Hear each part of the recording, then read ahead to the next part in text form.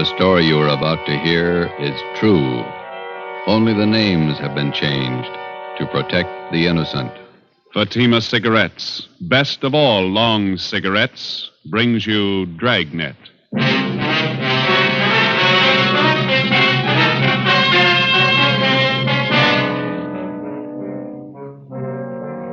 You're a detective sergeant. You're assigned to homicide detail. A police officer is shot down on the front steps of his home. There's no apparent motive for the shooting. The assailant escapes in a blue sedan.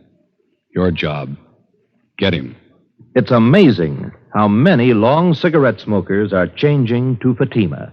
Here is the actual report. From coast to coast, king-size Fatima has more than doubled its smokers. Yes, more and more smokers every day are discovering that Fatima is the best of all long cigarettes. Long cigarette smokers find Fatima has a much different, much better flavor and aroma. Long cigarette smokers find that Fatima is extra mild because it's the long cigarette which contains the finest Turkish and domestic tobaccos superbly blended to make it extra mild. So enjoy extra mild Fatima, best of all long cigarettes. It's wise to smoke extra mild Fatima.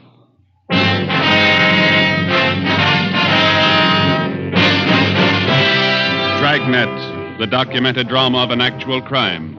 For the next 30 minutes, in cooperation with the Los Angeles Police Department, you will travel step by step on the side of the law through an actual case from official police files. From beginning to end, from crime to punishment, Dragnet is the story of your police force in action. It was Sunday, May 23rd. It was warm in Los Angeles. We were working the day watch out of homicide. My partner's Ben Romero. The boss is Thad Brown, chief of detectives. My name's Friday. I was off duty reporting back in on an emergency call. It was 5 minutes past 3 a.m. when I got to room 42. Homicide. Hi, Joe. Hi. How is he? He's dead. Oh? Went kind of fast, huh? I just got the call a couple of minutes ago. He died in the Wet Hospital. Friday, Ben, let's go. Thad Brown's office. All right. How did it happen, Skipper? Haven't got all the details. Guy used a shotgun, point blank. Fillmore didn't have a chance. Chief of the detective's office, he got crime lab? Yeah, out there now. Right. Chief Ronigan? Down the hall with Captain White, intelligence office. Said to have you wait. Okay, we'll be inside. Right. You want to fill us in, Skipper? No, not much to tell. Fillmore was working the day watch out of robbery. He left work at 6 o'clock last night, drove home. Yeah. He had dinner, then he and his wife went to a show. He got home about 11:30, went to bed. Yeah. About 1:30 this morning, the front doorbell rang and Fillmore answered it. His wife said she heard him open the door, and there was a gunshot. She ran to the front door in time to see a guy jump in a car and drive away. Fillmore was lying on the porch, chest ripped open. You say the guy used a shotgun? Yeah. No other information on the car he used? Blue sedan, that's all the wife could tell us. She didn't get the license number, said it looked like a new model car. No physical evidence. Haven't found anything yet. Here's the boss. Chief? Elliot, you brief Friday and Romero? Told him much as I know. Any idea what the guy's motive was? Revenge. Any leads? Just one. Then White Intelligence came up with it. A guy by the name of Jake Carver. Carver? Not familiar. He got out of Folsom 3 days ago. Served 7 years armed robbery. Yeah. Fillmore was the man who got Carver and sent him up. The time he was sentenced, Carver swore up and down he'd get Fillmore when he got out. Hot-headed punk. Where do we look for Carver? Already checked where he's supposed to be staying. Not there. Mm-hmm. There's a list of guys he used to run with before he went to Folsom. Thanks. Let's see, Joe. Here it is. Ralph Danton, Ernie Travis, Jaime Flores. Carver been seen around town since he got out? Once that we know of, in a bar out on Sunset Boulevard. Flores was with him. Well, how about Travis and Danton? They still around? Well, let's see. Travis went east 2 years ago. Danton's around. Still runs with Flores. That's where you start. Flores? Yeah. Okay. Any reason? 2. Flores' sister used to go with Carver. Yeah. Flores owns a blue sedan. 3:20 a.m. We checked Jaime Flores' last known address, the old 76 Hotel down on South Alameda. Flores had moved. His forwarding address was his mother's house, 1232 Alabama Street out in Boyle Heights. His mother told us Jaime was living on County View Avenue in Highland Park. 4:30 a.m. We located the address. No garage here. Wonder where Jaime keeps his car. Not parked on the street. Yeah? What do you want? Police officers. Oh, Like to talk to Jaime Flores? Jaime? It's late. We're in bed. It's important. We'd like to talk to him. All right. Wait. I'll go get him up. Jaime. Come on, get up. Come on, Jaime. Cops at the door want to talk to you. What'd they say? They want to talk to you. Okay, baby. Yeah, officers. What can I do for you? You Jaime Flores? That's right. We're looking for Jake Carver. You know where he is? Wish I did. I'm through with that guy. Why? What's the matter? He borrowed my car day before yesterday. Said he'd only be gone a couple hours. I'm still waiting. You own a blue sedan, is that right? Yeah, 48 Chevy. Why'd he crack it up? Couldn't tell you. You have any idea where we can look for Carver? If I did, I'd be looking myself. Do you know if Carver's got a gun? Why? That punk pull a job? Does he have a gun? In the trunk of the car. I use it on hunting trips. What kind? Shotgun. 4:45 a.m. We got out a broadcast and an APB on Jake Carver, containing a complete description of the car and its license number. Roadblocks were set up on all main roads leading out of the city, and police details at the airports, bus depots, and the railroad terminals were alerted. All of the people whom Carver was known to have run with before he was sent to Folsom Penitentiary were rounded up and brought in for questioning. While Captain Elliott from Homicide supervised the interrogation, Ben went across the street to check with the coroner at the morgue. I contacted Lee Jones at the crime lab. 6 a.m. We met in Chief of Detectives Thad Brown's office. Crime lab find anything? Single footprint, that's all. Jones found it in one of the flower beds in front of Fillmore's home. Does it tie in? Size 10. That's Carver's size. A little help. Is there any indication Carver might still be in the city? No, there was a good 3 hours between the time Fillmore was shot and the roadblocks went up. What about Carver's pals? Did they help any? Well, Flores is the only one who admits seeing him since he got out. What about Flores' sister, Dorothy? She lives out in Long Beach, and Cenas and Burton are bringing her in now. That guy, Flores, did you question him again, Elliot? Yeah? You satisfied with everything he told you that he knows? That's right. He doesn't seem to be too close to Carver. No record of any correspondence with him while he was in Folsom. How about the coroner's report now? Shotgun, close range, hit him hard. Well, there's mugshots of Carver. Are they out? Photocopy's still working on it. Turning out 2,000. Excuse me. Brown speaking. Albert. Right. They got Dorothy Flores in the interrogation room. You want to talk to her, Elliot? Ben, you and Joe talk to her. Tell Cenas and Burton to check in here. I got another angle I want them to start on. Right, let's go, Joe.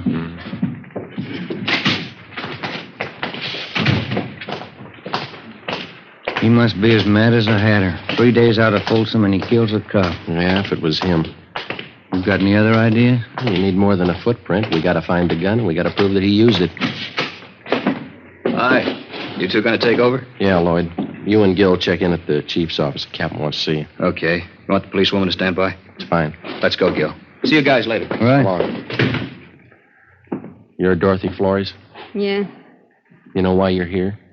Jake Carver. That's what they told me. That's right. You know where he is? No. Have you seen Carver in the past 3 days? Look, I don't want any part of the guy. He's nothing to me. He never was. You used to go around with him, didn't you? 7 years ago, before he went to Folsom. Mm-hmm. What happened to your eye, Miss Flores? Those bruises there on your arm. We had a party. I fell and bumped myself. Looks like a pretty new black eye. Did you have the party last night? I told you, Jake's nothing to me. He's a crazy hothead. I don't want any part of him. Was he around to see you last night? I used to go with him, that's all. I don't care what happened to him. You saw him last night, huh? I didn't. This is on a murder rap, Miss Flores. I didn't want to see him. He came to my room. He forced his way in. I didn't want any part of him. When was it? Early this morning. What time? About 2 o'clock, maybe 10 after. He wanted money, acted like a crazy man. I told him I didn't have any money. He slugged me. That's how I got this mouse. What do you want the money for? He said he got the cop who set him up. He had to get out of town. He took my purse. $48 in it. Was he driving your brother's car? Yeah. I didn't want any part of him. I got nothing in this. Did he tell you where he was headed? Mexico. He's got friends across the border. Tijuana. All right. Stay with her, Ben. And get a stenographer, too, will you? Yeah.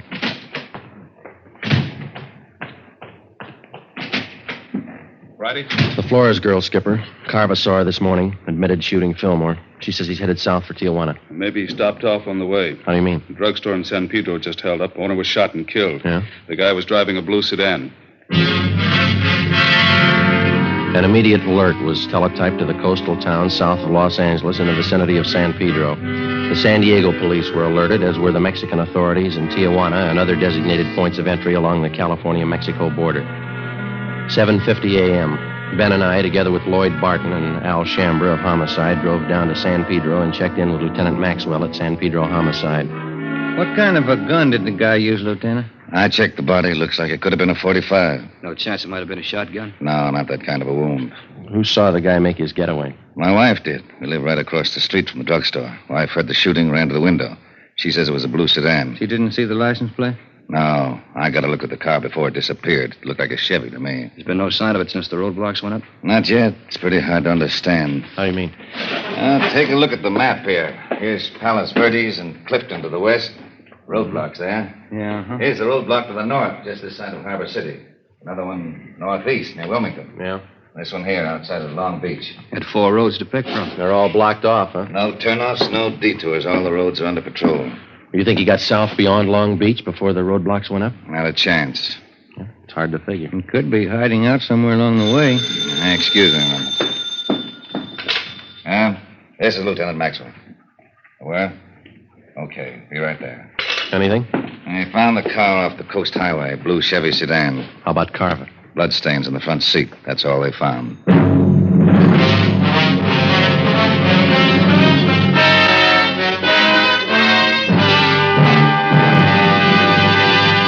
You are listening to Dragnet for the step-by-step solution to an actual police case.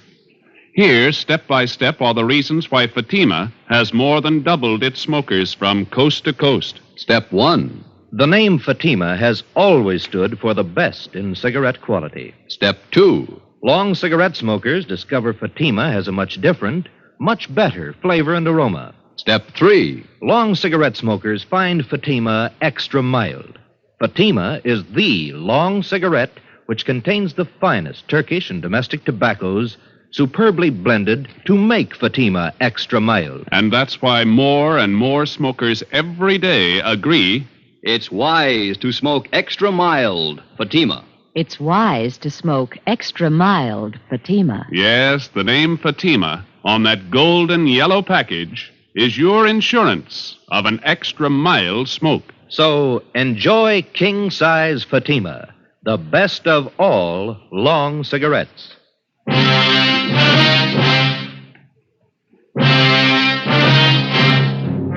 8:45 a.m. We found the blue Chevrolet sedan. It was lying overturned in a ditch just off a dead-end road on the edge of a grove of eucalyptus trees. Oil was still dripping from the crankcase. There were bloodstains on the upholstery in the front seat. In the glove compartment, we found 2 empty shotgun shells. Ben marked them with his initials for evidence and wrapped them in a handkerchief. The fingerprint men were called. We fanned out and started a search of the general area. See if we can't pick up a trail in this eucalyptus grove here. Sure has got me beat. What's that? The car all smashed up back there, blood all over. The guy must have been hurt. How'd he get this far away from the car? What makes you think he did get far? Either that or he's hiding right under our nose. No sign of a trail through here? No, there's nothing. There's a clearing up ahead. Come on, let's cut through this brush here. Ben, come here. Yeah. Take a look. The trunk of this tree. Brown smears on it. Blood? Maybe. Look, higher up on the trunk there is the same thing. Wait a minute. Up in the tree. Can you see anything up there? No, the branches are pretty thick. Trees go pretty high up. Good 60 feet up there. Come here, Joe. Yeah? Follow my hand. Oh, no, just over at the left where I'm pointing. Oh, yeah. Whoop, cover, Ben. You all right, Joe? Yeah. Can you see him? Yeah, up near the top. Stay off, Burton. Don't come in the clearing. He's up in one of the trees. Throw that gun down, then come down yourself. All right, Ben. Hit him, Joe.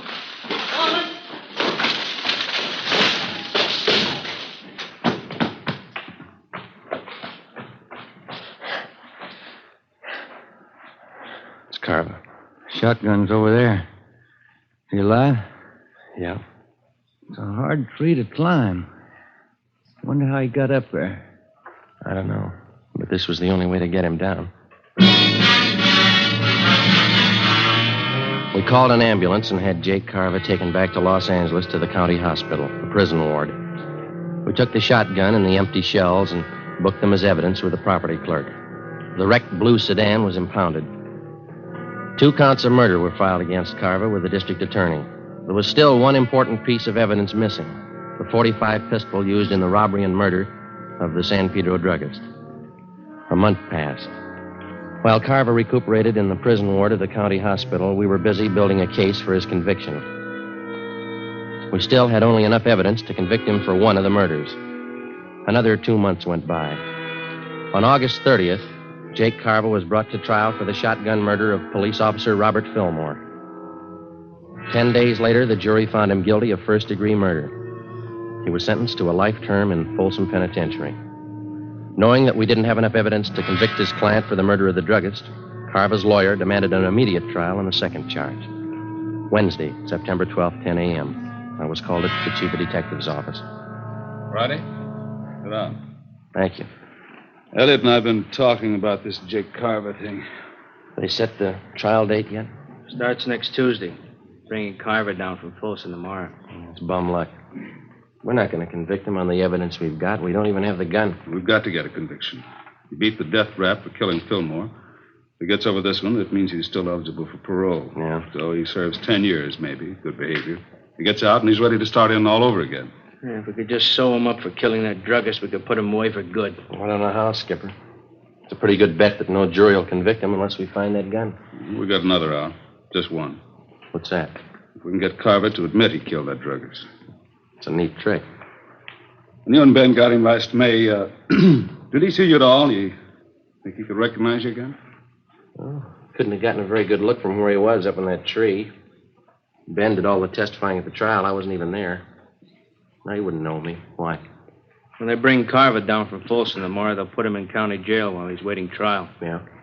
Chief figures if we could plant you in the same cell with him, there's a chance he might talk, if you play it right. No, I don't know. He's no beginner. Neither are you. If you carve enough of the right bait at the right time, there's a chance he'll put his foot in it. Maybe. All right, will you set it up with the county jail? Yeah, and remember, he's a killer. Don't take any chances. Suppose he gets wise. Well, then we'll know you tried. The following day at 2 p.m., I was booked at Central Jail as Joe Ramos, a robbery suspect. Ramos was the actual name of an Eastern thief whom we knew was not acquainted with Jake Carver. After being mugged and fingerprinted, transportation officers took me to the 12th floor of the Hall of Justice, where I was booked into the county jail. After that, I was taken down to a cell block on the 10th floor known as the High Power Tank, where prisoners charged with major crimes are held. During the day, the individual cells are left open, and the prisoners are allowed to visit with one another. I was taken back and shown the cell I was assigned to. Jake Carver was already there. He was playing two-handed poker with another inmate on the lower bunk. Here you are, Ramos. This cell here. You can take the top bunk. All right. How many cards you want? Make it 2, Jake. Hey, move, will you? I want to get in my bunk. Come on, make your bet. Says 2 cigarettes. You're 2, bunk you 6. I said I'd like to get in my bunk. Go on, Sam, play the game. Okay, we'll see you. Maybe you didn't hear me, Sam. I said I want to get in my bunk. I heard you, Mac. I don't like shoving around like this. All right, now sit down. What's your complaint? Didn't they tell you when you came through the door? They bury you in the hole for beefing in here. Then as long as I'm in here with you, let's get it straight right now. Don't bother me. And while you're at it, keep your rum-dum pals out of here, you understand? I don't think I do. You'll be around quite a while, smart guy. I won't forget this. Oh, yeah. Showtime. Come on, here it is. What are you doing down there, Dobbin? Nothing. I always sit on the floor. Get back to your cell. Ciao. Yeah. See you, Jake.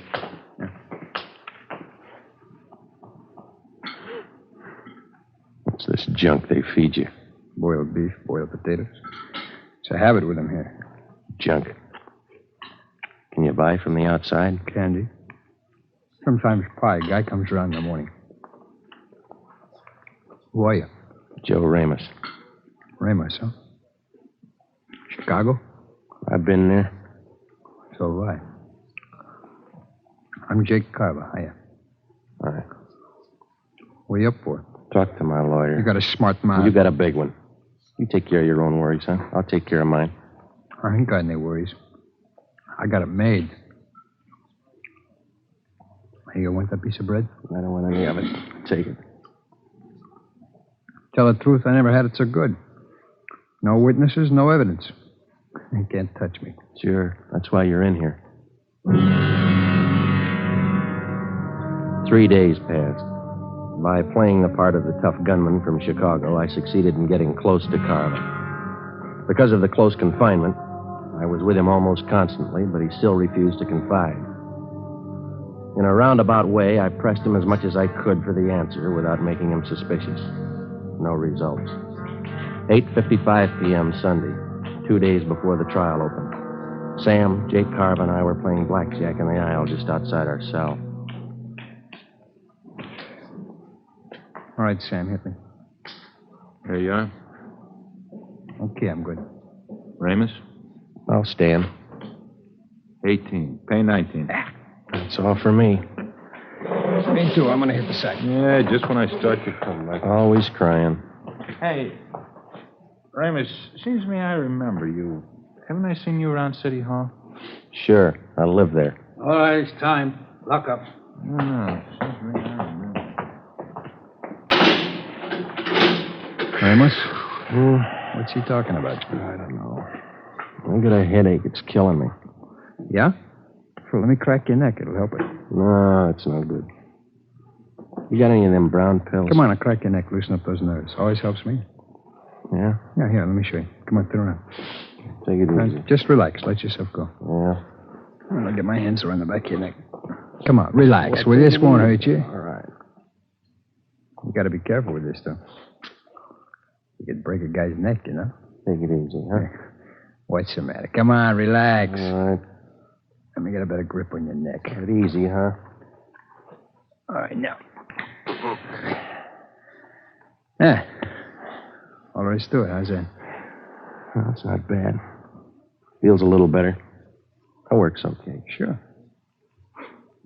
Hey, I noticed you had a visitor today. One of the boys in the East? No. A friend of mine out here. He just got in town. The coppers are trying to pin a killing on him. No? Who is he? Max Wesley. A good man. Tried to say he pulled a job down in San Pedro. Pedro, huh? What kind of job? Stick up. Drugstore a couple months ago. Yeah? That's what they got me on, you know? It's funny. I think I'll get some shut-eye. What about this job they're trying to hang on him? He tell you? I don't remember. The guy who ran the store was shot up, I think. Died. Max wasn't even in town when it happened. Happened in May? Last May? I don't know. I'll see you in the morning. Yeah. Hard bed. They didn't have nothing on Max, huh? They let him go. Oh, that Jetty's out on bail. I mean, no evidence on him, no gun, huh? Yeah, they got a gun. I think that's what Max said. Where'd they find it, he say? I don't know where they found it. Go to sleep, will you? He mentioned anything else about Pedro, like San Pedro Hills? Yeah. Maybe that's where they found it. I think Max said that. No. That couldn't be. All right. That isn't either. Hey, Ramos, it wasn't the Harbor drugstore, was it? What's eating you anyway? Will you go to sleep? Look, Ramos. Ramos, I gotta know. It's important. What are you talking about? I gotta get some sleep. Will you listen a minute? I ditched a gun down there in the San Pedro Hills. All right, what are you worrying about? They don't send you up for hiding guns? Listen, I'm hot on that job. They got me on one murder rap. If they tag me on another one, it's for keeps. What do you want me to do? Talk to the governor? Are you sure this guy Max said that they found a gun? Now, look, Carver. Max said they found a gun in the San Pedro Hills. Now, you get on down in your bunk and let's talk about it in the morning, huh? What kind? Did he say what kind? I don't know. I don't remember. Was it a 45? Something like that, yeah, 45. I guess that was it. Now, get... Listen. Got that jailer barking down here. Quiet down in there. All right. You go to sleep now? It's not the same one. They couldn't have found it. They haven't talked to me. Ramos. When did they find the gun? Did Max tell you that? When did they find the gun? When? I don't know. He didn't say where? San Pedro Hills. Ramos, I gotta know. Wasn't by a covert, was it? On the hill road? I don't know. I'll ask Max the next time I see him. Is that where you ditched yours? They couldn't have found it. Nobody could have. This covert, see, back on the road. Yeah. There was a piece of cement broken off the bottom edge of the covert, kind of a hollowed out space inside. I pushed the dirt all around it. You gotta ask Max. Ask him where they found that gun. Yeah, I'll see him Wednesday. I'll ask him. You gotta find out. They could put me away for good. What are you worrying about? They haven't paired you up yet with the gun they found? Yeah. Yeah, that's right. Maybe they didn't figure it. Maybe they forgot. Maybe. Yeah. Cops are dumb. They forget. That's what everybody says, isn't it? Yeah, that's what everybody says.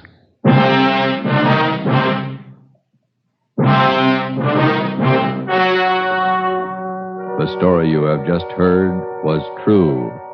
Only the names were changed to protect the innocent. On September 18th, trial was held in Superior Court, Department 91, City and County of Los Angeles, State of California. In a moment, the results of that trial. It's amazing how many long cigarette smokers are changing to Fatima. Here is the actual report. From coast to coast, king-size Fatima has more than doubled its smokers. Yes, more and more smokers every day are discovering that Fatima is the best of all long cigarettes. Long cigarette smokers find Fatima has a much different, much better flavor and aroma. Long cigarette smokers find that Fatima is extra mild because it's the long cigarette which contains the finest Turkish and domestic tobaccos superbly blended to make it extra mild. So enjoy extra mild Fatima. Best of all long cigarettes. It's wise to smoke extra mild Fatima. It's wise to smoke extra mild Fatima.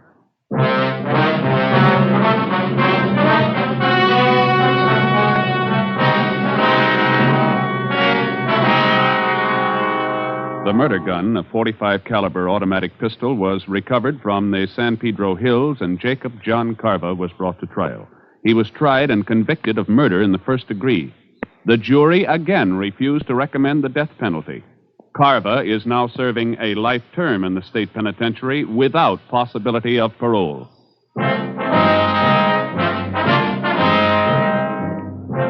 You have just heard Dragnet, authentic cases from official files. Technical advice for Dragnet comes from the Office of Chief of Police, W.A. Wharton, Los Angeles Police Department.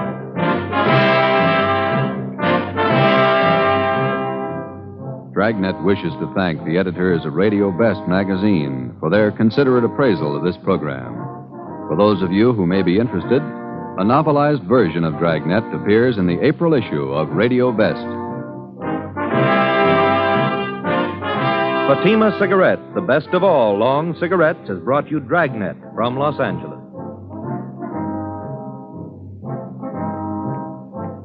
Tomorrow, hear Mr. and Mrs. Ronald Coleman in the Halls of Ivy on NBC.